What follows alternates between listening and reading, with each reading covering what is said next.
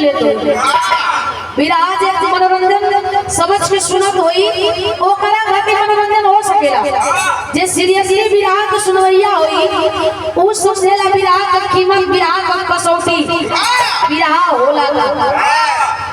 भाव बा भूमिका से तनिया बा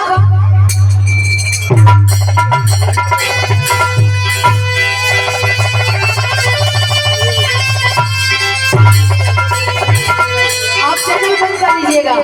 विराह मत रिकॉर्ड करिएगा भैया आइए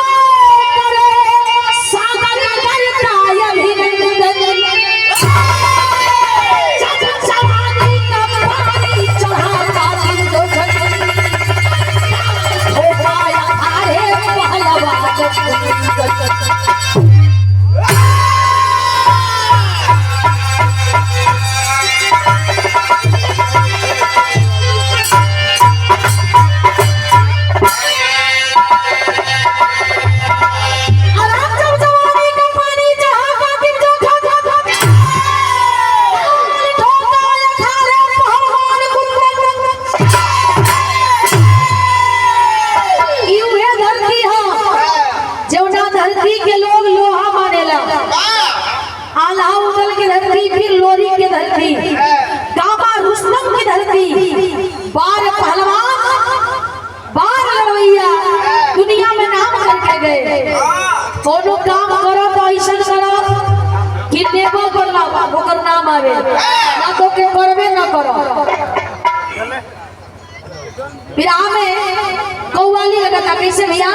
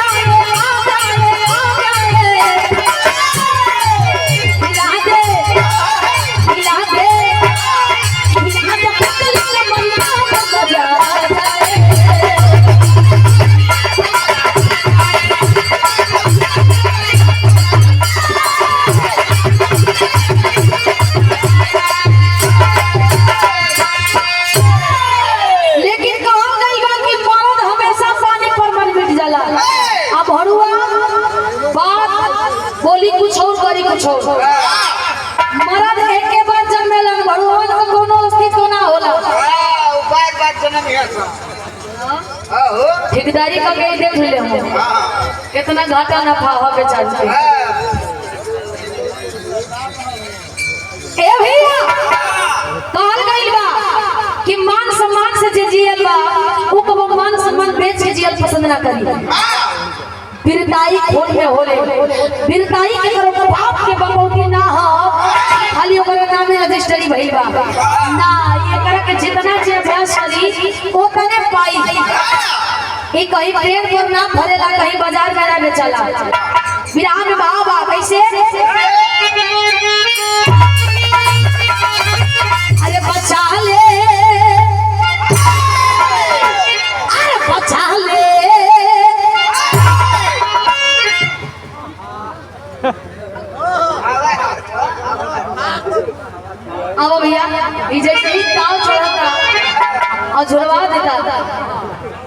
अभी और हटिए को देहू के खोल के हटाई दलो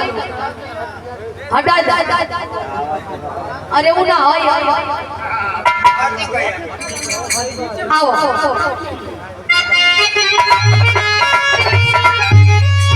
अरे बचा ले बचा ले बचा ले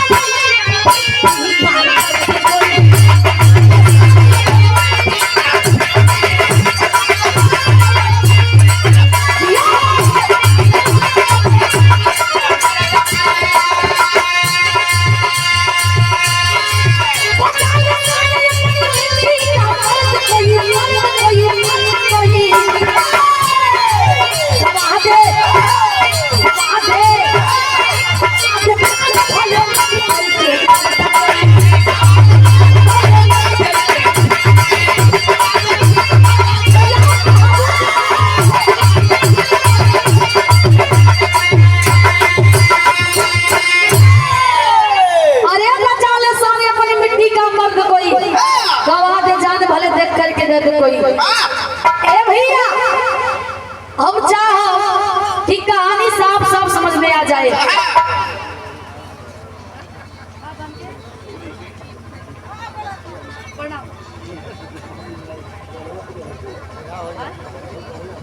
ए भैया कहानी की साफ समझ नहीं आप लोग विराट की सुनैया विराट के पार्टी बैठल वाली गौर करेंगे कहानी हमारे बात कहाँ के हरियाणा प्रांत के अंदर वही अंबाला जिला जौना जिला में एक छोटा सा गांव फिर बांगड़ा गांव के नाम बा वही गांव में विधवा मतारी जिनका नाम कुंती बतावल गई उनका दो ही संतान एक बेटा एक बिटिया हुआ बेटवा का नाम कुंदन और बिटिया का नाम अंजू बाबू बचपना अवस्था रहल तबे दुनिया के छोड़ देले बड़ी गरीबी में गुजर बसर होत है भैया जानत हुआ कि गरीबी जगह तोड़े लाओ के बढ़िया से तोड़ देला ए तभी तोड़ दे गरीबी की एक मेरा खाना भोजन नसीब होता था एक मेरा चूल्हा उपास करता है भैया लोग विधवा के मुंह सुबह सुबह देखा पसंद ना करेला बाबू हो जो रास्ता से विधवा चले लोग कुलक्षणी कलंकनी कह के अपन मुंह चुरा ले लगे कलम के सामने परत पता न दिन कैसन विधि ए भाई आखिरकार बुढ़िया मतारी अपने बेटवा अपने बिटिया के पालन पोषण वही गरीबी में करत दिया धीरे धीरे धीरे समय बीतल भी टुकड़ा मांग के दर दर ठोकर खा के फटही लुगरी पहिर के जीवन बितावत हिया अपने बेटा अपने बेटी के पालन पोषत हिया जब धीरे धीरे समय 20 से 22 साल तक जब बीतल तब माई एगो ख्वाब एगो सपना देखत हिया का देखत हिया भैया बिहार में एक लाइन गीत लगता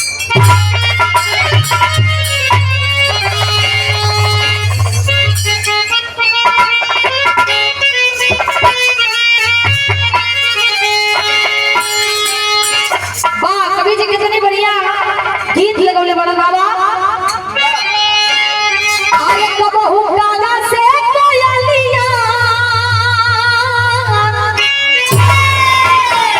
अरे कबहू काला से कोयलिया के मेल ना होई अरे मेल ना होई अब बालू चलो तेरा साथ खेला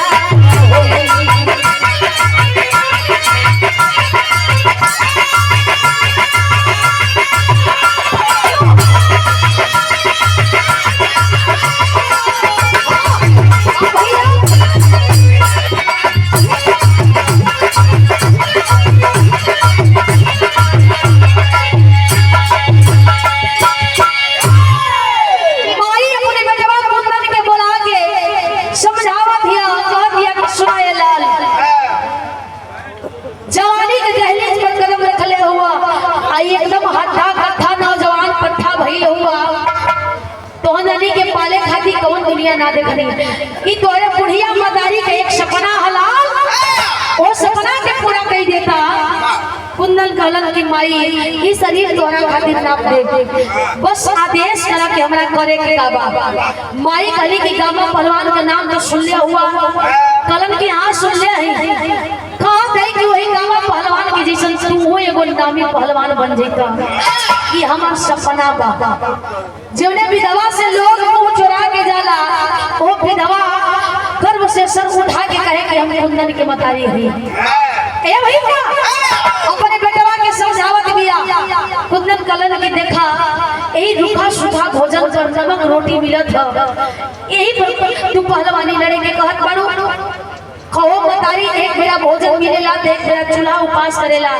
अगला बेरा के जोहे के पड़ेला। हम कैसे कुश्ती लड़ब, कैसे पहलवानी लड़ब? माई समझावत दिया, कहत दिया का कहलस।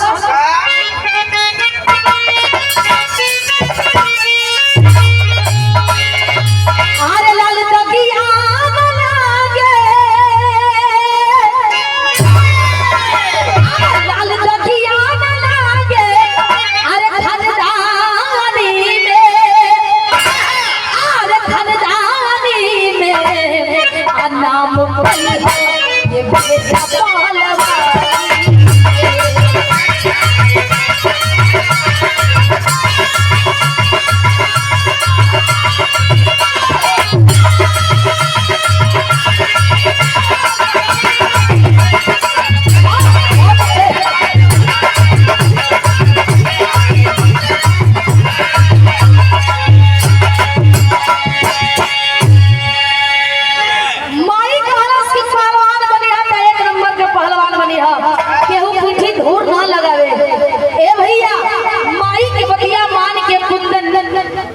आया खाड़े पर जाके रियाज करे लगलन, जंगिया लगोटा चढ़ा के टाइम टू टाइम शाम सुबह वही अखाड़े पर जाके रियाज करे लगलन, दाव पेच सीखे लगलन, पहलवानी कुश्ती सीखे लगलन। अचानक एकाएक मंजू बहनिया की तबीयत बिगड़ गई। आज जब तबीयत बिगड़ल हॉस्पिटल में ले जाके भर्ती करवले हो, डॉक्टर खून का कमी बतौले हो, डॉक्टर खून की कमी बतौले हो बाबूजी। एगो दुख खत्म नहीं भई तब तक से दूसर का दुख सर पर बढ़ाए लगल। ए भैया माई एक बात के और कसम से लिया धरावत है का, अरे माई के दुधावा के राखी हां की मटिया, अरे हो वही काम यौगी दुश्मन के धरतिया।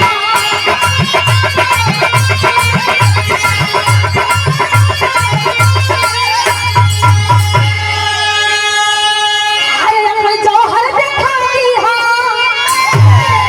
अपन जौहर देखाई हां, जवानी में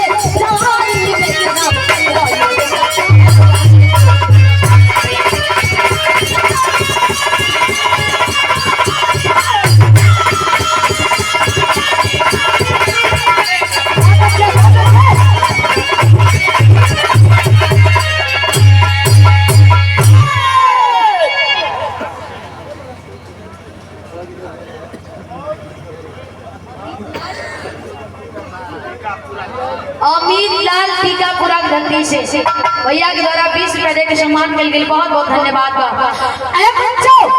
आखिरकार कसम माई धरोलस क्रिया धरावती कुंदन पहलवान बने खातिर के कौन उपाय ना करत हवन। माई भी टुकड़ा मांग लियावत है, दूसरा के घरे में जाके बर्तन धोत है, कपड़ा धोत है, झाड़ू पोछा करत लिया, आ वही से लियावे त गुजर बसर होत बा। ए भैया देखबा समय करवट लेला तो कोई जान ना पावेला, एकाएक समय करवट लेता कैसे विधा में गीत बदलत।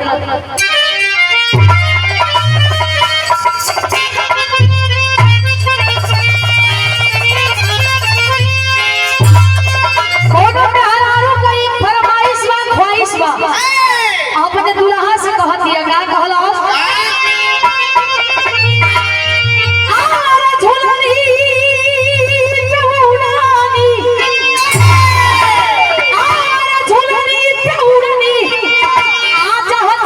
उड़ा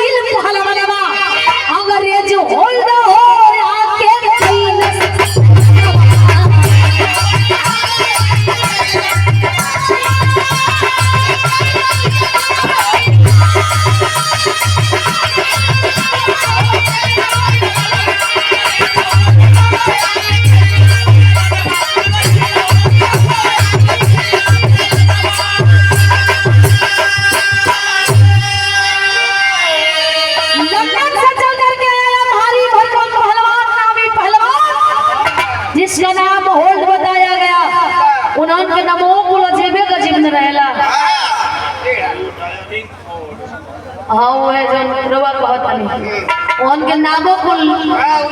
उल्टा पुल्टा रहेला जना के कुछ अर्थ निकल सकेला।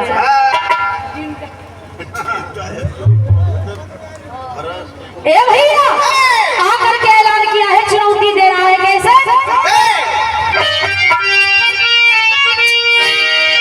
लंदन से आके दी हलस आज ही दिल्ली में चुनौती की जोर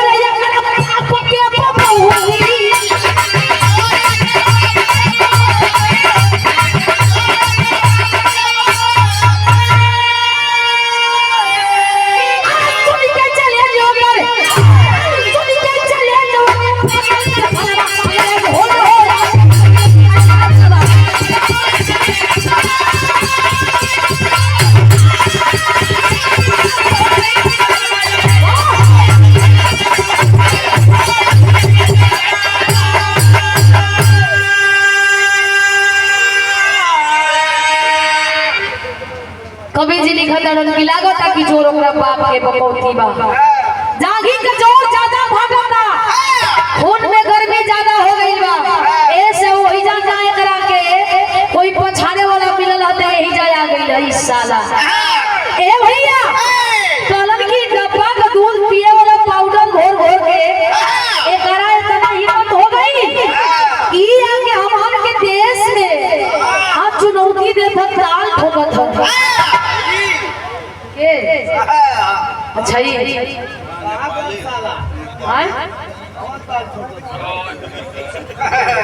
समझ जा ए भैया ताल ठोकलस जब ताल ठोकलस पेपर पत्रिका द्वारा खबर छपवावल गई कि जो कोई पहलवान लड़ना चाहता है अंग्रेज हो पहलवान से एक बार हाथ मिला करके अपना जोर आजमाइश करा ले। पहलवान के जरिए पहुंचल जब खबर तब पहलवान सुनन तब खला गला गला सार कैसन हवन हो अभी देखल जाओ तो ए भैया कहिया भाव होगा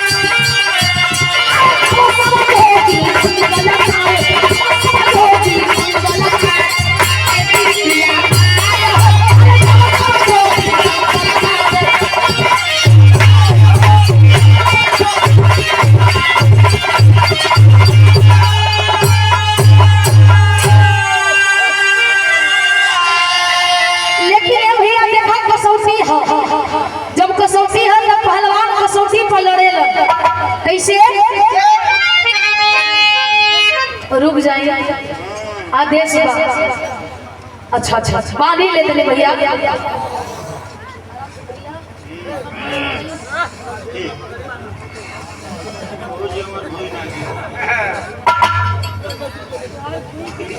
आवा आवा आवा तो भैया अरे सुनी के चुनौती चले जे बहात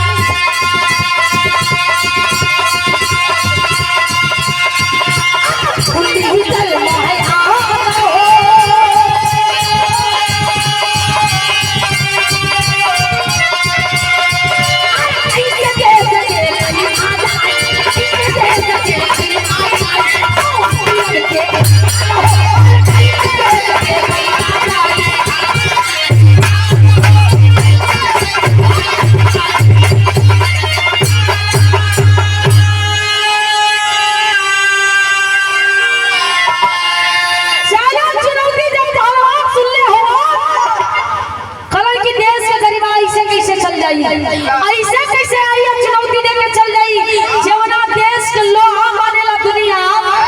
आ बताओ जहां जोड़ा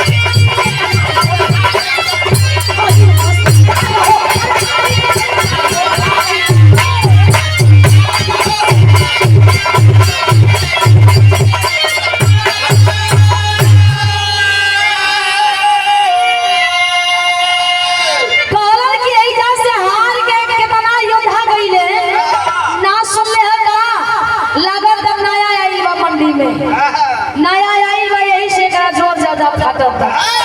ए भैया अखाड़े पर पहलवान पहुंचल एक से एक लड़वैया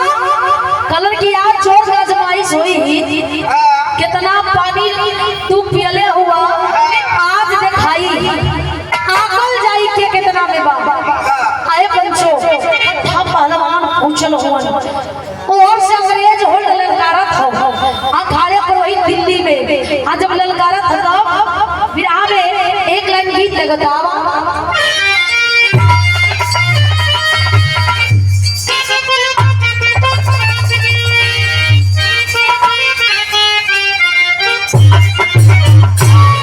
देखबा हो भैया कोनो कोनो मेहरारू के कभी जी ये गुरु जी आपका जमाने का चीज हो। कोनो कोनो मेहरारू के मरद लायक मिल जाला कोनो कोनो मेहरारू के मरद नालायक मिल जाला कुलायक मिल जाला। देखा जवान मेहरारू के मरद दारू पियत हो के वो बेचारी के किस्मत से फूटल बा। काहे कि वो दारू पी के आई तो कितनो बढ़िया भोजन बनल होखे वो थरिया में छोड़ के भुइया साने लगे। कहीं हो समझ जाए कि चोर मिल गया जा दे हटा के धीरे से लौटा के अपने मार दे। आज जिनकर मर्द गांजा पियत होखे खाली एक चिलम चढ़ा लेवे तो जितना बनल हो एक के दाई में देखे कुल पत्ते साफ कर दी। कैसे भैया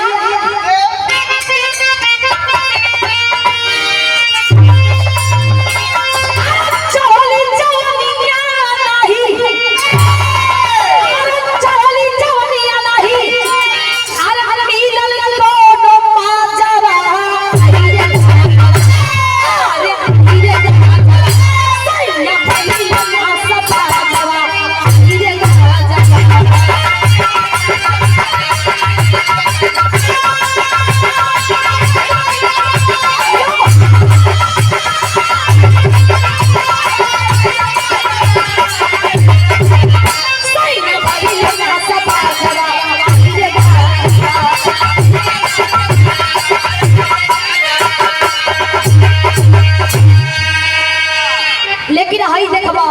कुश्ती पर लड़े खातिर के पहलवान चलल हो। कौन पहलवान चलल हो भैया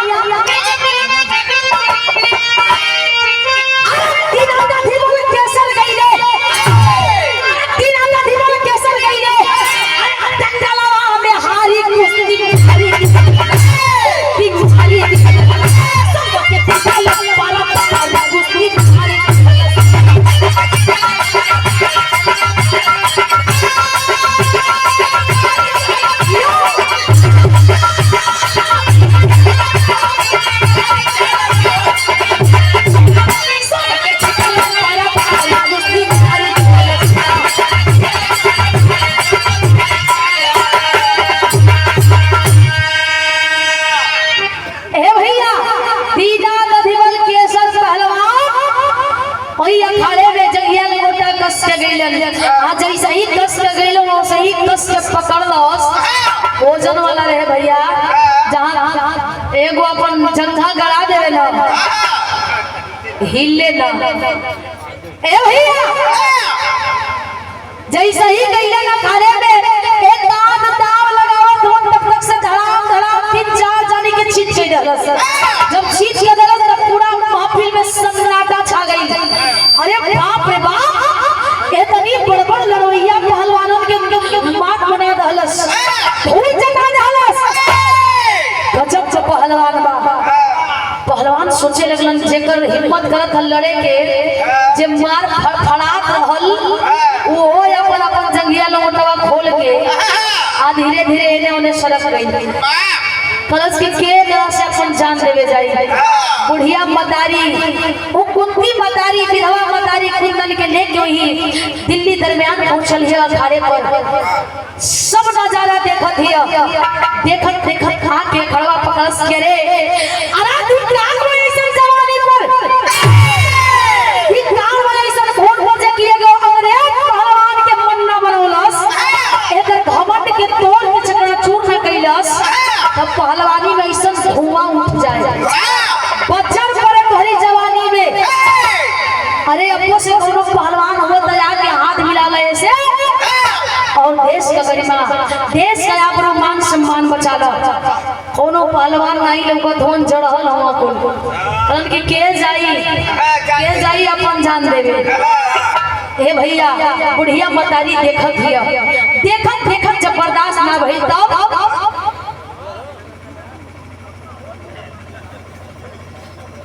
संतोष कुमार राजकुमार भीम आर्मी। ए भैया आशीर्वाद है ना हमरे भैया लोग लेकिन का कर बस सबरे का अपन खुरकियो दे देना पेनिया बढ़िया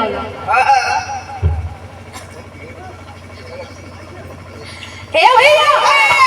आखिरकार बुढ़िया मतारी ललकार दिया केहू आगे नहीं खे आवत जब केहू आगे नहीं खे आवत त कहलस का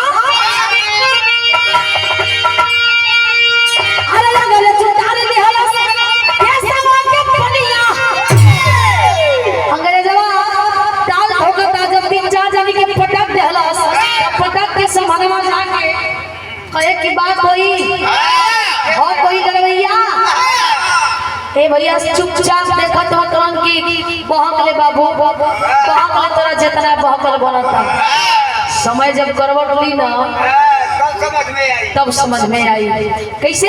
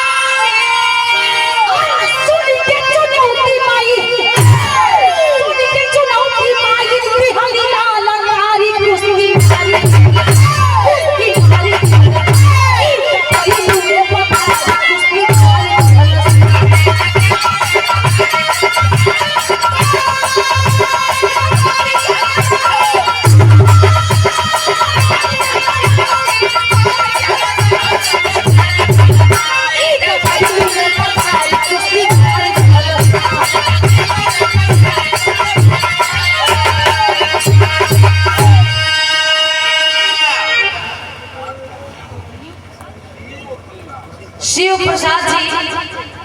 गहिरा के धरती से क्या आशीर्वाद दिले वाले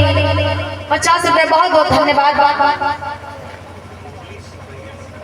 और आप गार्जियन जी मुरली जी सरैया से 50 रुपए देके आशीर्वाद दिले वाली बहुत बहुत प्रणाम आशीर्वाद की कामना बा। ए भैया बुढ़िया मतारी देखल ना गई तरस के रे काया अरे पापी ना लड़बा कुल हमार बेटवा कुंदन लड़ी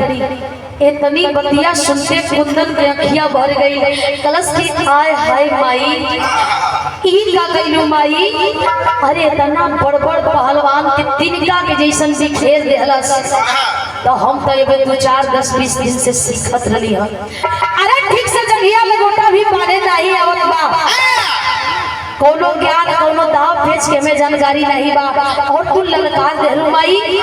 ई कैसन मुसीबत कैसन हमरे सामने घड़ी आके खड़ा कर देहलू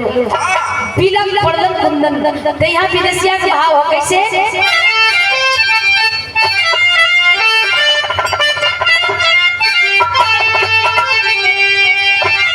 माई से कहत हो कुंदन अरे खुशी के दीदवा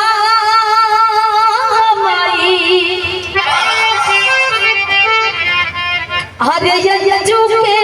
बिमरिया में अरे हमरा के देवे के बाद हर दिन बोतल खूना बिलखत बड़न कलन की बहनी के जान बचाई अंजू बहनिया के जान बचाई कि कुश्ती लड़ी माई डॉक्टर खून को मांग के लिए हो तनी मनी ना 1-2 बोतल ना पूरे 3 बोतल खून देवे के हो। अरे भैया मुसीबत आवेला का कह के ना आवेला चारों तरफ से मुसीबत आयल हो कुंदन बिलखत हो एक बात अपने माई से फरियाद करत होन का अरे हम बचोर होई आ कैसे जाके खुशी लड़ो अरे लंदन से आया बातें अरे रामी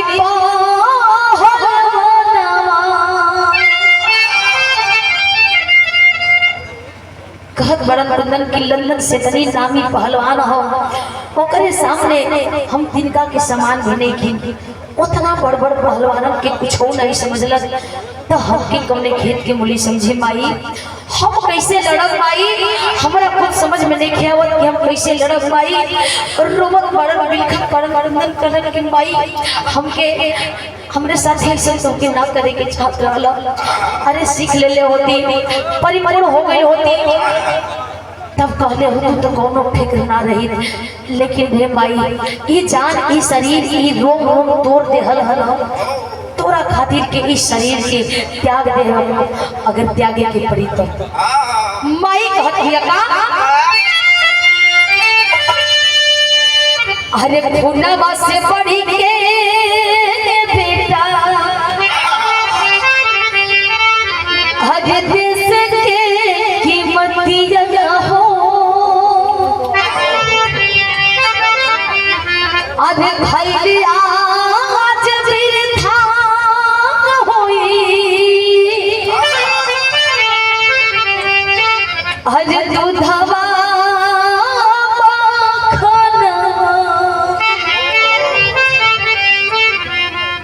माई कलश की खून से बढ़ के ये देश की कीमत हो पहनी के जान के परवाह मत करो लाल पहनी के जान के भुला जा ए लाल रे बेटा पहले देश की गरिमा बचावे की सोच बहनी से जाके हॉस्पिटल में मिलल हवन बहनिया से कहत हवन का कहले बहनिया से गलत की बहनी लंदन से कुश्ती लड़े खातिर के होल्ड पहलवान अंग्रेजी पहलवान आइल बा माई दयापन जिद कइले बिया माई बता देलस तू का कहतड़ी ए भैया बहनिया सुतल हिया भैया मुन्नत जैसे ही वहां से बसिया निकाला तुमन उठ के बेड में से बैठ के पकड़ के गलाई खींच लेलस लैया पकड़ के खींच के कहत का कहलस अरे हरि हर भैया रखियो आज राखी के कीमत दिया हो आज हथवा मिलई हा जाके आज दगल में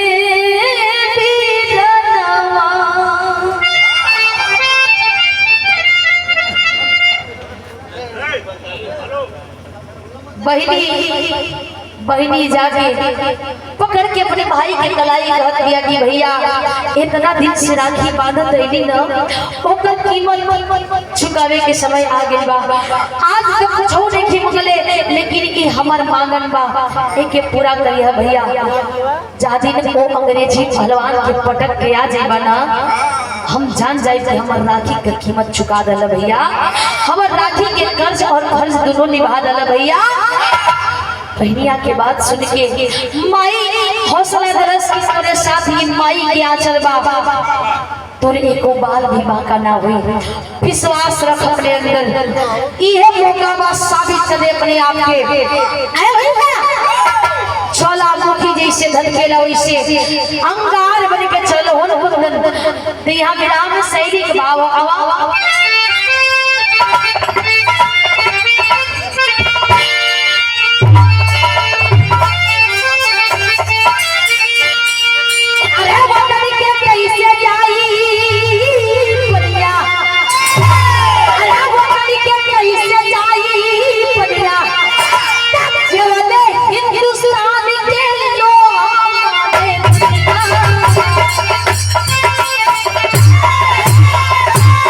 Yeah.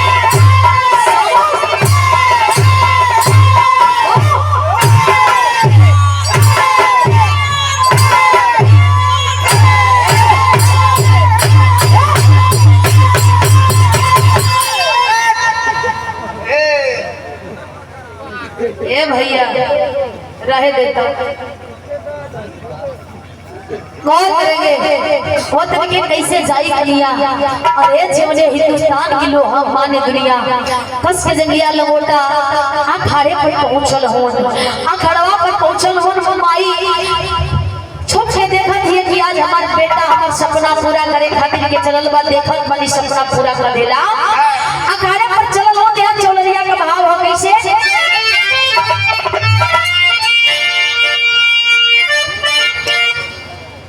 सुशोभित जी ना आप जी के द्वारा ही 100 रुपये दिया गया बहुत बहुत धन्यवाद बा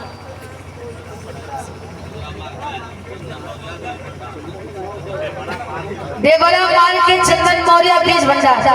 50 रुपये दिले बनी बहुत बहुत धन्यवाद बा आओ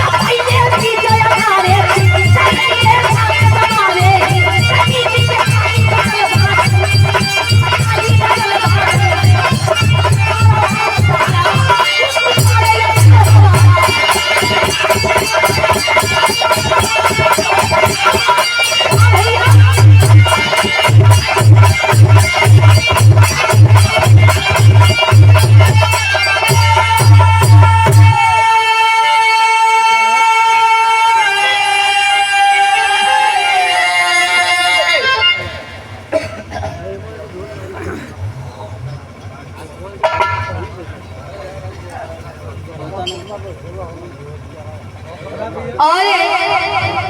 बिरहा भोजपुरी गायक लालजी भारती ग्राम प्रधान लेहू से विकास सिटी मिर्जापुर और ये अखाड़ा पत्तू गुरु जी यानी कि गुरु भाई बड़ी गुरु जी कभी चौखन ग्राम भभुआ बिहार काशी बुलचंद्र गुरु जी जोखन प्रसाद मुकर जी जिनकर सुपुत्र रंजीत कवि जी हमारी 100 रुपये के आशीर्वाद देवानी बहुत बहुत प्रणाम प्रधान जी के सम्मानित ग्राम प्रधान जी सम्मानित श्री शिव कुमार भारती जी प्रधान जी के द्वारा ये शानदार शानदार 200 रुपये देकर के आशीर्वाद दिया के बहुत बहुत प्रणाम स्वर्गीय पारस खलीफा परणी की धरती से उनका सुपुत्र दीपक माली उनका दोस्त हरिदास तवा कितना काम पहले हम 50 रुपये 3 पूरी गई 50 रुपये देके सम्मान के लिए बहुत बहुत प्रणाम आशीर्वाद की कामना भैया आखिरकार कैसे ही रेफरी ऐलान किया कुंदन पहलवान जान के कहल गई बाकी जहां बॉल ना लगे तो वहां बुद्धि लगा लेने के चाहिए कलन की इतना भारी भरकम शरीर वाला आई ही दबा उठ एकरा खातिर के कुछ करे के पड़ी। लगलन समय के बाद ना रहल, लगलन पैदरा ना दे, पैदरा नाधत नाधत लेके जब 4-5 मिनट घुमौल तो हाथ के गाज फेंके लगलन। जब गाज फेंके लगलन भर के काला चाँद उठा के काला चाँद जब घुमा के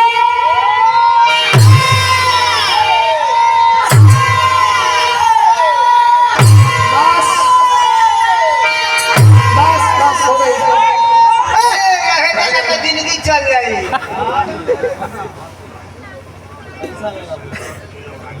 गौरी शंकर जी और आई से 50 रुपए दिले मानी, बहुत बहुत प्रणाम बगा जी के। अरे भैया जब उठा के भर के काला जात पटक कोई घरे पर छीट के देलन कुत्ता। अरे छीट के ताली बाजा लगल, पूरा महफिल में तालियन के शोर से गड़गड़ाहट से एकदम हाहाकार मचल बा। कोई फूल माला लिया के पहिरावत बा, तो कोई बाजा लेके तैयार बा, कोई देश के तिरंगा झंडा लेके दौड़ल बा। कलम की पार पहलवान बा देश का गरिमा बचा ले। एक कुंदन के हाथों हाथ लोग धौले हुवन, मान सम्मान होके लगल। जब बुढ़िया मदारी देखलस कि हमारे बेटवा का मान सम्मान होके लगल, तो बुढ़िया मदारी ओइजा से धीरे से निकल गई। अब पहुंचल बिया घरे, बेटा के घरे पहुंचे से पहले माई घरे पहुंच गई है। जब पहुंच गई है तो करत रहिया आधा लगता।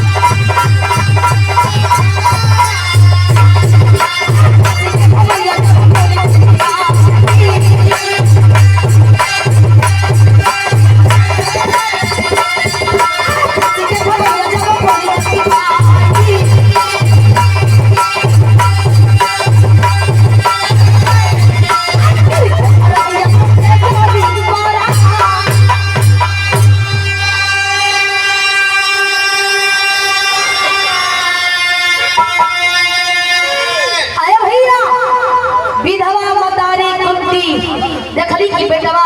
के हाथों हाथ लोग उठौले हुवन। अब यहाँ से घरे की ओर प्रस्थान करिया। पहले वे घरे पहुंच गई रही। माई घरवा जाके अपने बेटवा की आरती उतारे खातिर के थाल सजावत दिया, झूम झूम थाल सजावत दिया, बड़ी खुश हिया। तब तक से एक नीच पापी कमीना गद्दार आकर के कहता है, कलश की बड़ा खुश बड़ू बूढ़ी, कलश की तुमने नहीं पता हमार बेटा नामी पहलवान, अंग्रेजी पहलवान, ओल्ड पहलवान के पटक के देश के मान मर्यादा बचा ले रे बाबा। वही के आरती के तैयारी करत नहीं कि जब हमारे बेटवा आई तो माथे पर चंदन का टीका लगा के और अपने बेटवा की आरती उतारा। कलश कह रहे रुका रुका रुका, इतना भी जश्न मनाने को जरूरत ना इतना खुश हो और नहीं सुनलू हाँ माई का ना का सुनावत हुए बोल देखा झूठा खबर देखो झूठा खबर दे कलश के सुना तो आर बेटवा अंग्रेजी पहलवान हो के पटक डरे है ठीक कैले है लेकिन अंग्रेज के गिरफ्त में बा माई कलश का गद्दार कह रहल बा कि तोहर बेटवा बहुत जल्द फांसी पर लटके वाला बा आय हाय बाबूजी ए तनी बतिया सुनते माई कुंती का हथवा से थरियावा छूट गयल आ जब आरती के थरिया छूट गया तिनका बिखर गई आई हो लाल कहीं के छरिया पर मुक्का मार के गिर कोई धरतिया पत्थर फड़ा दिया माई ई बतिया बर्दाश्त ना करे पोलस बतिया बर्दाश्त ना करे पोलस 1 मिनट के अंदर दौरा दिल के दौरा बर्दाश्त ना भई वही धरातल पर गिर के अपन प्राण त्याग दिली दुनिया से रुखसत हो गई अरे बच्चों दुनिया से रुखसत हो गई माई और बाजा गाजा के साथ पहुंचत हो दरवाजे पर धीरे धीरे भीड़ जुटल बा हुजूम लागल बा ओड़ा से उतर के पूछत हो का हो भैया हमरे जीत के जश्न खातिर के खुशी में यहाँ खड़ा हुआ जाना जश्न मनावे खातिर खड़ा हुआ लोग ना कोई कुछ बोलत नहीं के भीड़ के छीन के धीरे धीरे आंगन में जाके चौकट पर से आवाज लगावत माई तो कुंदन जीत के आ गई माई बाड़ी की बोली हन माई के देखलन कि पीछे अंगनवा माई गिरल है जाके उठा के गोदिया में भर के माई के मुंह देख के रोवत होन कुंदन कलन की आई हो माई ई कौन दिन देखोलू माई ई कौन दिन देखोलू अरे तना दुनिया में पाल पोस के भीख टुकड़ा मांग के इतना छोड़ इतना बड़ा कैलू जो ना कुंदन के कल तक कोई जानत ना रहे आज वो कुंदन के इतना बड़ा नाम इतना बड़ा पहचान दे दलू और ये दुनिया से रुखसत हो गई तो हर सपना पूरा कर दिले है तो हर बेटवा माई ये खुशी देखे से पहले काहे मुंह मोड़ देलू माई काहे मुंह मोड़ देलू रोवत हमन ए भैया बहनिया के खबर पहुंचावल गई हॉस्पिटल से बहनियों के घरे ले आवल गई रहो भैया बहनी माई के गोलतरिया गोलतरिया बैठ के एक बात कहत हमन का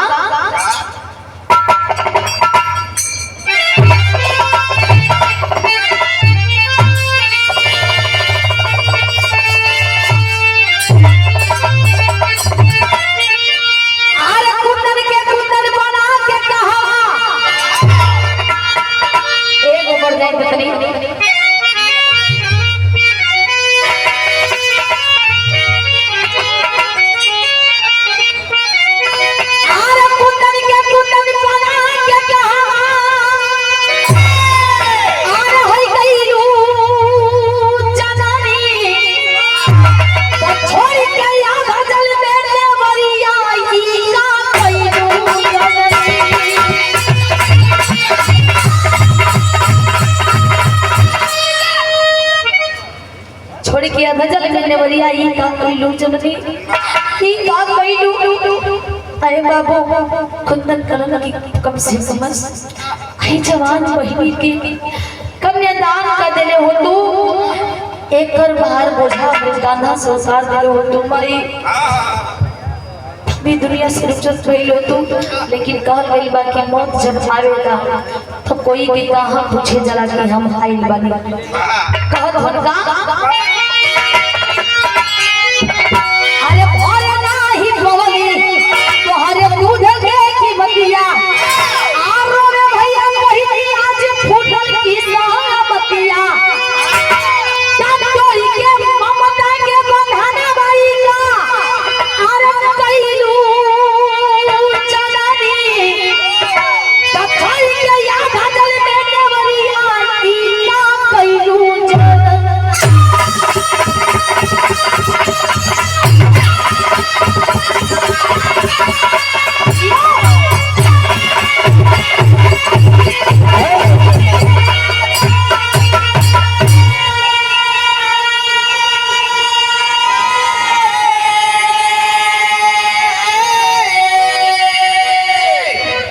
के हालो बोलत भैया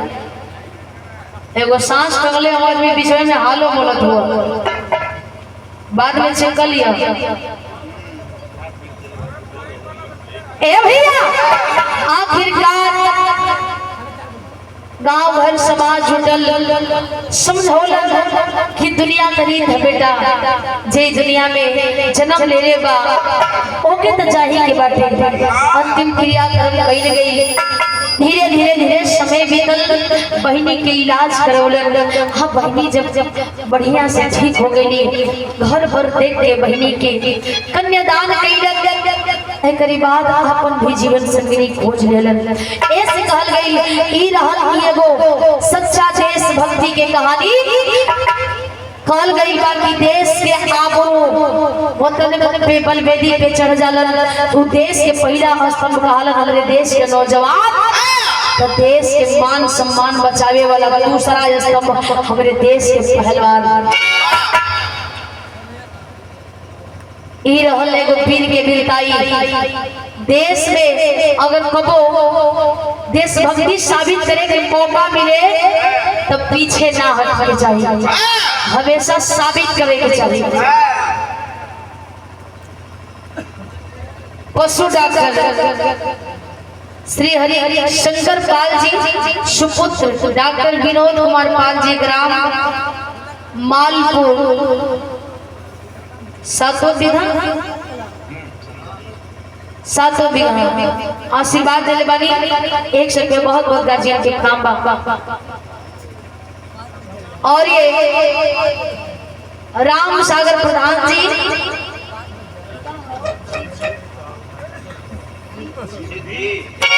सिद्धि अच्छा सिद्धि गांव से मोबाइल नंबर दिखाई 9621816442 संपर्क करे कोई तो कल हेलो 9621816442 आप जी के द्वारा मिर्जापुर की धरती से 100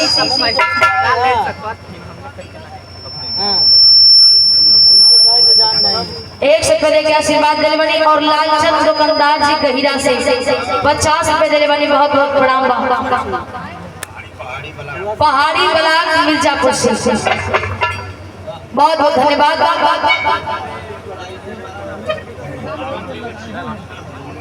अच्छा राम मिर्च मास्टर हारमोनियम मास्टर रजनीगंधा के हारमोनियम मास्टर हो राम मिर्च भैया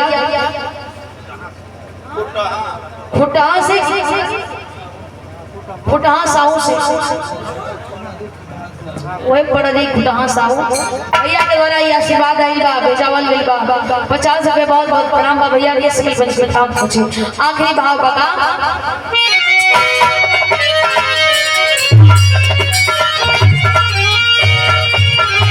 अरे पर पीछे भरका से बोलू सुखनंदन अनमोल